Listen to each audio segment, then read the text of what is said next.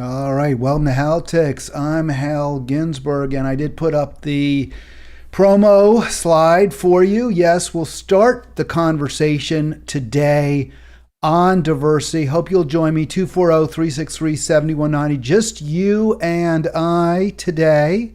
Tomorrow, Carlos, and then I'll be off Thursday, Friday, going up to New York to see Elizabeth's Radical Agenda, and I'm looking forward to that. Also looking forward to speaking to you. Don't forget, click subscribe in the bottom right corner. There's a little square, blue and white, if you haven't yet. We are seeing the subscription totals go up, trickle up very slowly. I want to see them gush up like one of those, what do they call them again? I guess it's a gusher, right? It's a gusher in Texas, where the oil would spill out all over the prairie as it shot out of the well. So hopefully you'll join me, and we'll see a gushing upward of the number of subscribers. Click like, click subscribe. Yeah, so we had Arlen yesterday. There's some comments, somewhat caustic, from Jeff. I'm not going to share those with you. I didn't delete them because I didn't think they were too far over the top, and Arlen can certainly respond to them. But in the end, in the final analysis, I don't think there are a lot, or even really many, or even really any good choices for the Democrats to choose from. Probably, in my view, Gavin Newsom, well, maybe would have the best chance to beat the Republican if it's not Biden. So we'll see how things go as we move forward. But thought I'd switch gears a little bit, not quite as overtly political, at least not with respect to candidates and politicians, but rather talk a little bit about diversity. And what really kind of triggered this in my mind was the article I just read this morning in the New York Times. So let me show you that real quick. The actual what am I trying to say? Yeah, the actual heading, the actual caption here. And this did sort of jump out at me because it's not about the actual process of affirmative action or taking into account the candidates' race, gender, ethnicity, which is now banned by the Supreme Court. At least you can't take into account explicitly race and or I think ethnicity. But colleges desperate to try to maintain a relatively, can I say, colorful or diverse student body when it comes to ethnicity, when it comes to race. And one effort that they're trying is these DEI statements, diversity, equity, and inclusion statements, where applicants, that is faculty applicants, are required to write an essay that they submit explaining exactly why they believe in, champion diversity, equity, and inclusion, and how they've done so in their teaching, right? Because, you apply to an elite institution like UCLA, you've almost certainly, to be a professor, you've almost certainly taught before in some way, in some context. So Yoel Inbar from the University of Toronto was recruited. He was actually recruited by the University of California, Los Angeles, because his girlfriend, I believe, not his wife, his girlfriend had been hired, and she had indicated, I believe, that her boyfriend was also a professor, her partner was a professor, and wouldn't it be great if he could join her down there in the City of Angels? I kind of think it would be nice to go from Toronto to LA myself, and I'm sure Yoel Inbar was looking forward to that possibility. So he did apply, and his application, at least in the first instance, was met with a lot of a positive response, and indeed he was he didn't even have to apply. They said to him, "We want you to apply." He filled out a bunch of papers And among the required papers were the previously heretofore, or aforementioned, I should say, not heretofore, aforementioned. By the way, Jeff, if you're watching, I hope you'll comment, because I know you're in academia at a very highly reputed institution as well. I'll look that up, just like UCLA at flagship. Well, I guess UCLA isn't really the flagship, but it's a great school nevertheless. Berkeley, Cal being the flagship of the University of California system. UCLA right there in terms of the competitiveness of getting into the school as a student or as a faculty member. So I love your thoughts on this, Jeff, and whether your school requires this as well. Inbar was asked to fill out a statement that affirmed his belief and work, as I mentioned before, in diversity, equity, and inclusion, and even was sent out to meet with a faculty diversity committee and a group of grad students that he would be teaching. So the first question I have when I read this is this really... Now, I'm going to state for the record, I do support diversity, equity, and inclusion in schools. I mean, I think it's really nice. You see that picture, this is sort of like an ideal, right? Where you go to a school, you see you get all these great different kinds of people with different backgrounds, different interests. You share a common kind of mission to learn, to become a scholar, really. And so, I mean, it is a very appealing picture that you see there. And I get why the university is striving towards that goal, where you have people of color. You can see them in this picture. You have somebody who's got a physical disability, the rainbow flag, every different kind of person in terms of their background, their identity is represented. And I certainly understand why that is a worthy goal. It's a goal that, progresses people in what I would certainly call a liberal field, especially. If you're in business, and I was talking to a friend of mine about this, if you're in business, you want to make money, and I saw a video of a African-American pitmaster, barbecue pitmaster down in Alabama, I believe, and his restaurant was just incredibly popular, and he had a huge following, and folks from, mostly I think in Alabama at that point. Now I know there's Indians, I know that from India there's Native Americans, but the two also Latinos in Alabama. But at that point, maybe 10, 15, 20 years ago, the two predominant groups, as I think there still are in Alabama, are whites and blacks. And his restaurant was a checkerboard. You could see at the picnic tables, because you just ate outside, the picnic tables were mixed. Maybe most tables were either all black or all white, but they also had large tables, and it was communal, and everyone just sat there. And they asked this African-American restaurateur, how does that feel to have white people, black people come into your restaurant sitting down to eat together? And he said, man, they're all green to me, which I think reflects a business person's perspective. They're just in it to make money. They don't care very much about anything else.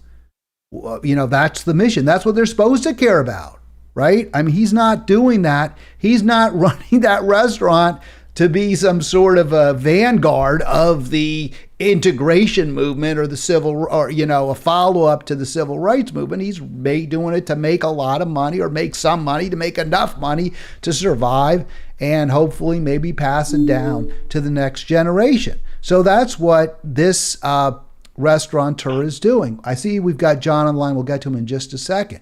But when you're at a university, at a nonprofit, you have a different goal, a different mission. And certainly diversity should be, I believe, one of the missions.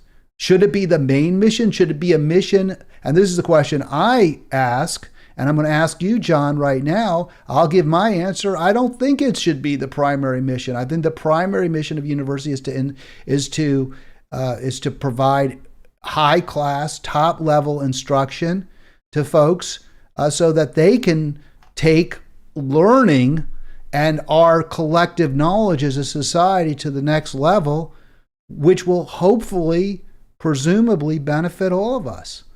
And to the extent that that jibes with a diverse student body and diverse academic instructors, great.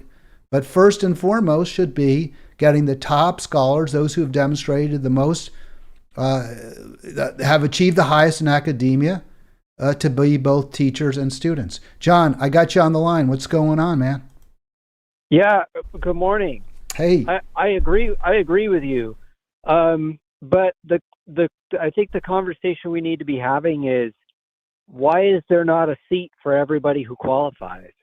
Because we have the ability to do this now. They can raise their enrollment just by making a lot of their classes online.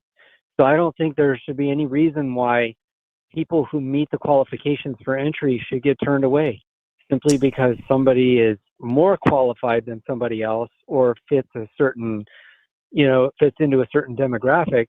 Those shouldn't be issues. It should be that we should be providing a seat for everybody who has qualified. So that's fascinating, John. Would you extend that to all colleges and universities, or just state and publicly supported institutions like Cal? I wouldn't say to private universities. I would just say public institutions and any private university that relies on maybe some sort of public funding. They should have to also. Well, I think they mostly do. So, but let me stick with Cal for a second, because I'll be honest. I mean, right up front, I see a lot of problems with your idea. The first one I would come up with is, my understanding, I could be wrong about this, is that Cal and UCLA accept maybe 10-12% of the applicants. So you would be looking at, let's say that 35% of those who apply are well, let me come back to that. What would you say? Go ahead. I don't respond. think all those people are qualified. Right. That's where I was going with that. So should the schools have to publish a statement of what qualification means? Like, if you get above a certain SAT score, if you get above if your GPA is above a certain level, your class rank, is that how you would do it? Yes. Either GPA coming out of high school. It's got to be, it's not going to be a simple formula, because they're going to have to use, many different variables to weight their applicants. But one would be GPA in high school, extracurricular activity, how many AP units do they have? Some kids maybe didn't play football or baseball, but they took a lot of college level courses in high school. So, for the UC system, it should be tougher to get into, and nobody should be admitted unless they meet the minimum requirements. But everyone should be admitted if they do meet those requirements. Is that your view? Exactly. Well, but what about the problem? And I really benefited, in my opinion, from small class size, from being in a interpersonal space with my professors and a few other students. Your solution would require either very, very large lecture type hall classes, or it could. I mean, I don't know if it would bankrupt the schools, because I guess they'd be getting more tuition, but some of them would have to lay in a ton more faculty. Yeah, student employees who could be tutors. They could get paid, a very modest amount of money to tutor some of the students that are, in their lower level courses.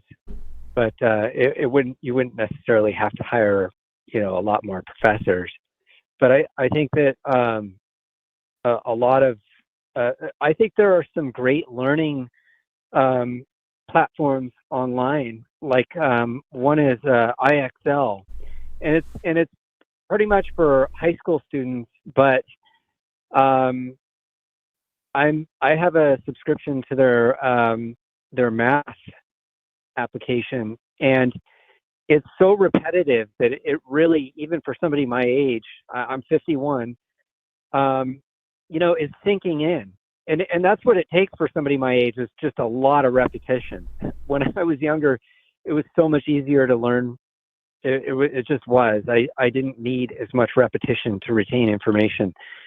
But nonetheless, I think there are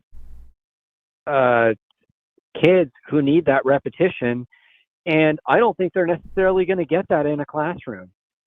I think that when you write a program to do it, and the kid, it keeps getting the same problem wrong, the program makes him repeat it over and over again. Whereas the kid, if he's turning in a written assignment, he just turns it in and gets the problem wrong. On IXL, they make you get everyone right before you can really move on. How do you feel about, and this is all very interesting stuff, John? How do you feel about the system as I understand it in many European countries? In France, I believe basically every high school graduate or every student in high school has to take the baccalaureate, and if you get above a certain score, then you're admitted. I mean, so you get to go to the Sorbonne if your score is above, which is, I guess, the most elite of the French state schools would be the University of Paris or Sorbonne. You get above a certain score on the back, as they call it, you go. If you don't, you go to a different school. You go to the University of Toulouse, or you don't go to any of those universities. You have to go to a trade school or something of that sort. I mean, what do you think about that? Because that seems to jibe more with what you're saying. Sure. It's purely merit-based. Absolutely. And, if kids know what they're up against, that it's competitive, that if you're going to a more prestigious school, you're going to be more successful. You're going to be, it certainly looks better on a resume. Well, I mean, that's a good reason to work hard in high school. And, right. Well, those baccalaureates are super comprehensive. They're not like an SAT, which is more of an aptitude test. I think they call it student achievement, but I believe they're more of an aptitude, because I say that because I did well on the SAT, and I didn't achieve very much in high school, but I think I had aptitude that I never took advantage of. So I think the backs are better because they really test what you've learned, not, if you can figure out if there's 4 groups and they have A, B, C in one, and juggle the stuff in your brain, but where they really do figure out what you've learned. And I think that is a superior method. I want to ask you, though, about, before I let you go, and especially because we don't have other callers, but do join us if you can. I really appreciate John's calling, 240-363-7190. So where I was going with this story, and I'm going to play a video from the Glenn Lowry program. He's a professor at Brown University.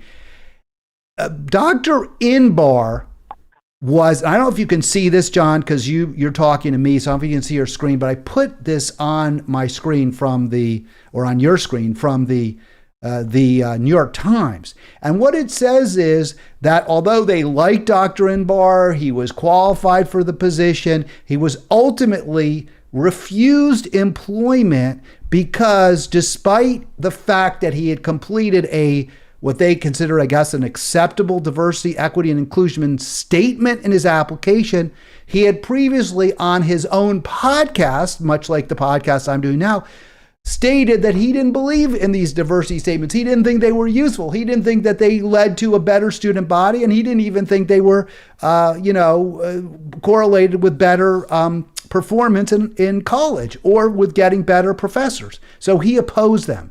And he was therefore refused the job. And he was flat out told that. That's why. Because other students or grad students whom he might have been teaching denounced his candidacy for that very reason. What's your reaction to that?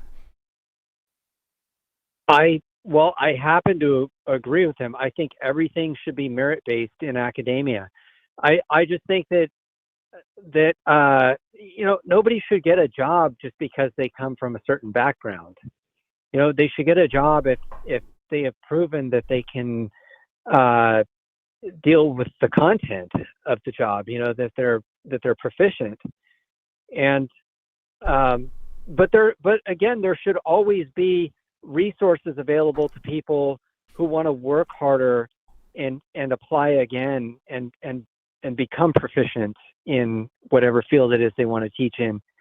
I just I really I think it hurts the students and it hurts society in general if you're not hiring based on a Achievement, professor's performance, qualifications. exactly. I also think Yeah. it causes an awful lot of division, and Hmm. it pits groups of people against each other. And I'd like us to be united, of course, in support of uh, a just society. And I think this tends to do just the opposite, which is unfortunate. John, I appreciate the Yeah, and call. Go ahead, the final important word. part of that, one last thing, the important part of that is making sure that everybody has the opportunity to achieve that. Where you don't ever want to be in a position where you come from another background and it's impossible to get to where you're going in life. So we need to make that. Uh, we need to make sure that people have the opportunity, and when they have the opportunity and are willing to put the hard work in, that their all their They efforts will get be they fruitful in they the end. get they get to the place that they deserve to go. I appreciate the Absolutely. call very much based on their Yeah. performance. Thank you, John. And I agree with John, of course, but I would go further. I would say even if you don't perform at some high level, um, you deserve secure home, uh, a secure life, a home, nutrition, meaningful remunerative work, a secure retirement culture. So I agree with John that admission to universities, whether as a student or as a professor, should be based on merit, should be based on performance, demonstrated skill. But even those who aren't, for whatever reason, able to get into Cal or able to get into a Cal State school or able to get into a 2-year college or perform at a 2-year college, it doesn't matter in the end in terms of what they should be afforded as a human right in our interconnected, complex society. We can't say to somebody, okay, you can go go climb over that hill over there and go to the next field and set up shop there, and you'll have a farm if you want it, and you can live off the fat of the land. That's not the way America, that's not the way the world works. We have an obligation to each other, and those who, for whatever reason, don't perform at a level that would justify their admission to a school like a Cal or even a school that is not as prestigious, in my opinion, and I think this should be a guarantee of all society that they get a decent quality of life. All right, I have a huge problem. You can disagree with that. I mean, you can say that, whatever. I mean, that you should. If you're not that smart, or you're not that hardworking, or you've got some sort of a problem, like you're a gambling addict, or a drug addict, or an alcoholic, too bad. You get, enjoy sleeping under a bridge. Some people have that attitude. I don't. You picked the wrong parents. Too bad. You made some mistakes as a young person. Too bad. Enjoy that, that shack. That's not my attitude. But if you have that attitude, you can have it. Call in and tell me why I'm wrong. 240-363-7190.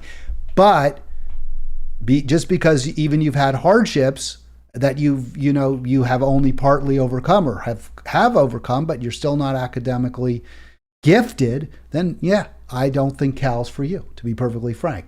But the difference that I have with others is just because you go to Cal, just because you're an A student, just because you perform at an incredibly high level, you should get to live a little better than other people.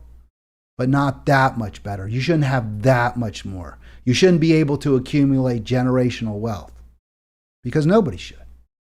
All right, let's get to now I have an enormous problem with the decision not to hire Dr. Inbar because he stated on a podcast that he opposed diversity statements. In fact, I believe, and I want to hear if you disagree, especially if you're an attorney or have legal training, that's illegal. That violates Dr. Inbar's, I believe, right to free speech. He is being denied by a state actor, the University of California, Los Angeles. He is being denied employment, at least according to this article, solely because he stated his views about diversity statements. I thought the state could not sanction you based on your speech. And obviously, he has every right in the world to state that he opposes diversity statements. Maybe they'll say, well, you were being a hypocrite because your new statement conflicts with your old statement. Yeah, well, he gets to change his opinion. He gets to state what he wants on his application. Right? I mean, the application is how he's being judged. So I don't see how this passes muster. Now, there's the argument. There's an argument to be made that when a state actor is acting as an employer, right? Not like the police, not like a government agency that's taking action against somebody criminally, but simply making a hiring decision, the First Amendment considerations aren't as great. In other words, they can look at what you've said and done in the past. If it's, closely related to your the performance of your duty. And I don't see how this can possibly be justified under that standard.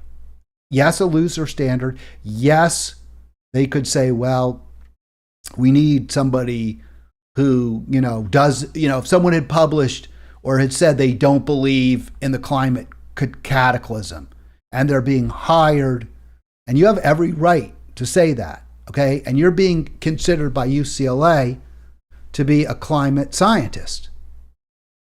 And you just stated you don't believe that burning fossil fuels is responsible for the climate crisis, for the new Holocaust. Well, I think UCLA would be justified in denying you employment for that reason, because you can't be a climate scientist and do outstanding work if you reject the proven theory of AGW. Proven as far as we can prove anything, just like we've proven the theory of evolution, right? I mean, it's always subject to revision and amplification and changes along the edges, but we do know in the end that species evolve based on their environment, based on natural selection, based on simply changes in the genomes into other species. We know that. So the theory of evolution is proven, but there you whittle it around on the edges. Likewise, the theory of fossil fuels causing the climate cataclysm, ever hotter temperatures, the greenhouse effect, however you want to call it, that's proven. Now, there may be other factors that we have to whittle around at the edges at this theory and add to it and subtract from it, but that's a fact. So if you express doubt or if you deny that, you can't be an effective climate scientist. I don't see how, though, you could possibly argue that denying the effectiveness of diversity statements is going to prevent you from being a good psychology professor. It's ridiculous. It's absurd. You can't make that statement. Indeed, you want, I would imagine, a diversity of viewpoints among your psychology professors and in your staff of your psychology department. But they're enforcing a rigid orthodoxy at UCLA. That is the antithesis. That is the antithesis of the mission of the university. It's just flat out wrong. All right, I want to go to this next slide. So we've got a video here. This is, and I freely acknowledge, yes, I chose an African-American professor because this is a topic that obviously excites passions among people of color. And so I chose a conservative professor, very highly regarded, very reputed from Brown University, economics professor Glenn Loury. And Glenn Loury does not, as far as I know, and I believe, I'm pretty sure about this, he opposes affirmative action. But he does not oppose, in other words, he believes that students should be accepted in universities and colleges based on just what John and I were saying, their performance. So he has a discussion with another academic who has a view that's even further to the, I guess, right than Lowry's when it comes to diversity, equity, and inclusion training, which is what we're talking about here, right? At universities, promoting diversity, equity, and inclusion. So she takes the position that it's unconstitutional, or it may well be. Let's listen to this, and then I'll have a couple more words, and we'll move on to the next topic. By the way, 240-363-7190. Going to go past the hour here because I started late. That I think is most consistent with the functioning of my workforce. And so why the Supreme Court decided affirmative action was inconsistent with the 14th Amendment. You're now, it seems to me, saying a seminar in which my employees of various races get together and I have a coordinator who tries to walk them through the complexities of contemporary race relations is also unconstitutional, and I don't see that.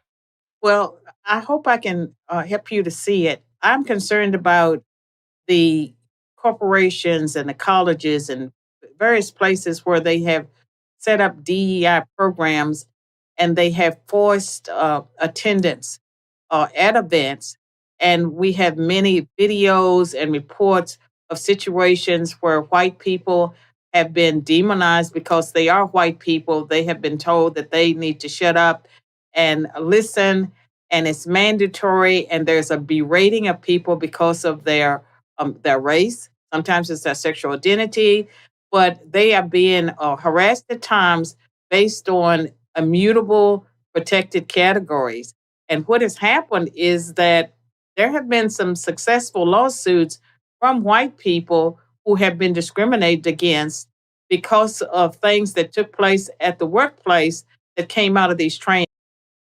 So what Professor Swain there said doesn't persuade me 100% that these programs are unconstitutional. If just because someone's harassed at one of them doesn't make the program unconstitutional, it means that the people who harass that individual are liable, right? I mean, if you treat someone illegally, if you abuse them, then you've committed some type of assault or harassment. You can be liable. But that doesn't make the program itself unconstitutional. What I think is unconstitutional is when a state university says to a professor, we're not going to hire you because you've expressed questions. You've doubted the wisdom of or the efficacy of this particular effort. I think there's a huge problem. And beyond that, I'll just show this slide real quick, and I want to move on because we don't have that much time. The programs, when you do this, when colleges and universities do this, when they penalize speech, you do exactly what this professor from UCLA does. Says, this professor from Cal actually says, you're institutionalizing dishonesty. You're saying to people, to professors, you can't go where your studies take you. You can't go where your logic takes you. You can't go where your analysis takes you. You just have to say what we want you to say. You just have to be politically correct at all costs. And yeah, no, that's not right. So you can see they're using those to supporters, the statements are skill assessment and business strategy. All right, so presumably Dr. Inbar's statement was good enough. He showed the requisite skill to get the job. So I don't see what the problem is that he says something different on his podcast. And they're saying, well, if we're really kind and we're nice to all these students, then they'll be more likely to come to our school. I don't know. I mean, maybe. I think most times students just go to the school that's got the highest rating on the U.S. News and World Report, or where they get a really good deal. Statements like this are thinly veiled, critics say, attempts at enforcing ideological orthodoxy. Absolutely. And I think what Daniel Sargent says from Cal Berkeley is, yeah, we're institutionalizing a performative dishonesty. It's just wrong. It weakens academia. It does. So yes, diversity is really, really good. Requiring professors to buy into a particular strategy to possibly achieve it, not good. Okay, from Vice, or from The Intercept rather, Vice pulled a documentary critical of Saudi Arabia, but here it is. So the reason I wanted to just put this up real quick is a lot of folks, you believe what you read, what you hear, what you see on TV. You choose a media like CNN, you choose New York Times, you choose Washington, whatever, Fox, and you believe what they tell you. And I just don't. Be very skeptical. Facts are usually going to be what they are. I do believe, and I've said this before, this is where I think you get something different from my program than from any other. I really try to parse. I try not to take totally tendentious views. So I do think if you read about an event that's described with specificity in the New York Times or the Washington Post, that description is going to be accurate, pretty darn accurate. They may get some things wrong. They may make a few mistakes, but they're going to strive for accuracy. But they're not going to tell you everything. So Vice, which I think strive for accuracy, did a factual report on just how repressive Saudi Arabia is, the treatment of girls and women, the corruption by the royal family, just how bad things are there, just how they should not be our ally, regardless of whether the Clintons or the Trumps or the Bidens have deals with the royal family. They should not be an ally. We should not be having any kind of treaties with them that aren't pushing them in a very aggressively towards a more democratic country. Vice presented that, and then they pulled it within a few days. Why did they pull it?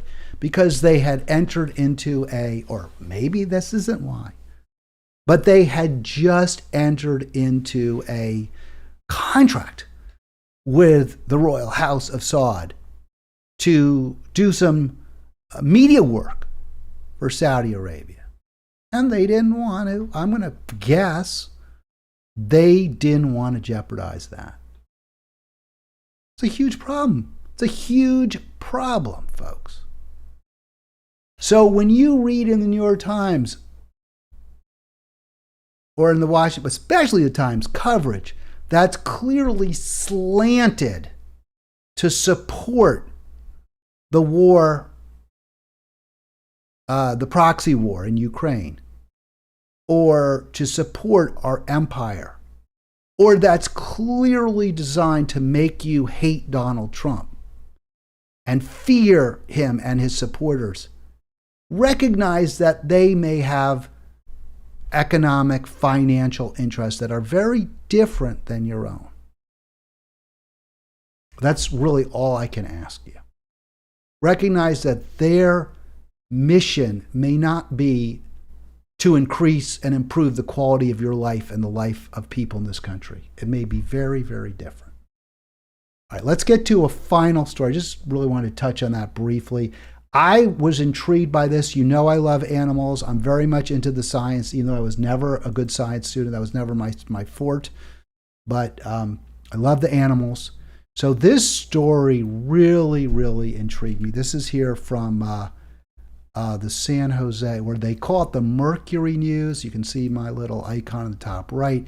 They say it's only for subscribers. Now, I was pretty pleased I got this. I think it's because I subscribe to the Monterey Herald. I actually do pay for that subscription online. And so I think I get this as part of that subscription. I'm not really sure because I'm not a Mercury News subscriber. They do say subscriber only. So I'm going to guess it's because of my Herald subscription. This fascinated me. The Monterey Bay deep sea creature that took its own evolutionary path. So remember what I was saying about how we know evolution is true. We know that organisms are constantly, species evolve, they're constantly changing. Even human, we're all, Homo sapiens. But we're not exactly the same. The species has changed ever so slightly, even from generation to generation. Some ways it's just totally based on culture, like we speak a little differently.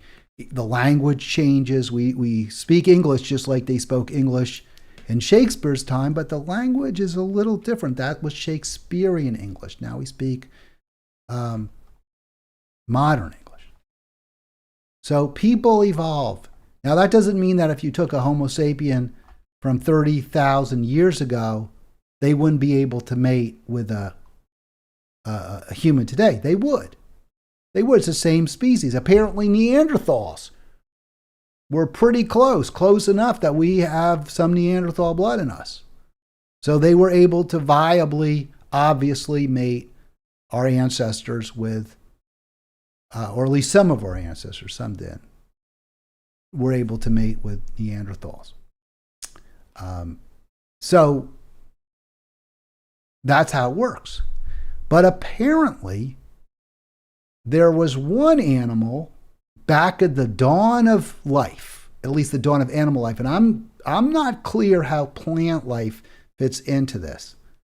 But back 700 million years ago, and I believe there was probably some, and Jeff, you can correct me if I'm wrong, you would know better than I do, sorry about that jump there. There may have been some kind of creation on Earth more than a billion years ago, but we don't know what happened to that creation, if it was extinguished completely. 700 million, not thousand, 700 million years ago, the primordial soup that was the oceans harbored one or maybe two organisms that were not ultimately plant life. These were single cells, and they were floating in the ocean. And apparently what scientists had concluded some time ago is that this one-celled organism asexually reproduced and created or split. It created two siblings. And they were different. They were just a little bit different. And from those two siblings came all life on Earth, all animal life. But virtually every one that we see today came from one of the two siblings.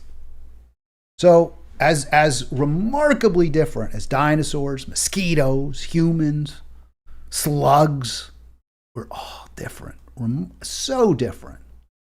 But all of us can share can trace our existence 700 million years ago to this one of two siblings.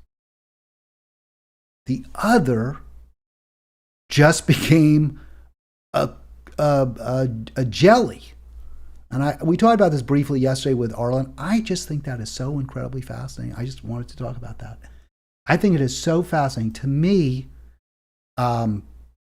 this is as amazing as, I don't know, fascinating, miraculous. Let me use the word. It's as miraculous as any creation story in any, Bible, Quran, whatever. I guess the Quran, the Bible, they all have sort of the same creation story. But, whether it's Zeus or whatever, the Titans fighting it out in Greek mythology, whatever your creation story, whatever you buy, isn't this just as remarkable? Isn't this just as fascinating? And you can see the scientists would argue up until very recently. My props to Monterey Bay Area Research Institute, because it's their work. Their work. That's what, by the way, that's why don't we want the highest achievers to go to these top universities and colleges? Because guess what? They're the ones who are coming up with this incredible, let's see, why don't I see that? Is there some problem with my transition here? Let me go back to me. It's like there's something dark here. I don't get that. Hope you can see this.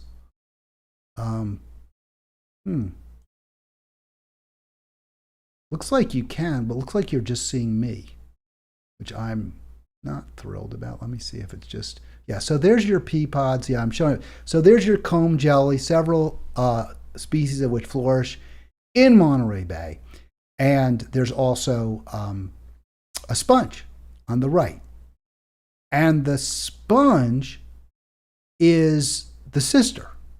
No, the sponge is just one of many, many, many millions of species that evolved from the comb sister. Right there, I can see everything better now. Just amazing, just incredibly fascinating. I am super, super interested in all of this. I just think it's the coolest thing. And again, if you want to believe in the miraculous of life and how exciting it all is, I don't know how you can't find this incredibly fascinating. So I love this stuff anyway, even if you don't. All right, we'll get back to politics tomorrow, but I wanted to just, again, give a quick shout out. So there's the lead. He's only 30 years old. His name is Darren Schultz. I think when you look Darren Schultz up in the dictionary, you see super smart guy. He's now at the University of Vienna, and it was his work on sequencing chromosomes that led to the conclusion that it's the comb jelly that is the ancestor of that was the sister, right? That the sister is the comb jelly. Because its chromosome sequence is very, very different than that of ours. And that of that sponge. The sponge, the lion, the mosquito all have chromosome sequences that are very similar. But the sequencing, the patterns in the comb jelly is very different. And so from that, they can conclude that the comb jelly evolved from a different place. Yes, we can go back even further, but the comb jellies does not share the common ancestor that all animal life does, except for the comb jellies. Fascinating. I think it is anyway. All right, I think that's going to do it. I believe I have nothing else to talk about today. Thank you for watching. Thank you for subscribing. If you haven't yet, click the like, click the subscribe. I'll be back tomorrow. Looking forward to talking to you. Looking forward to having Carlos back, Carlos Childs. He's great. We're going to talk about Dr. West and challenges facing, by the way, nonprofits. and progressive organizations.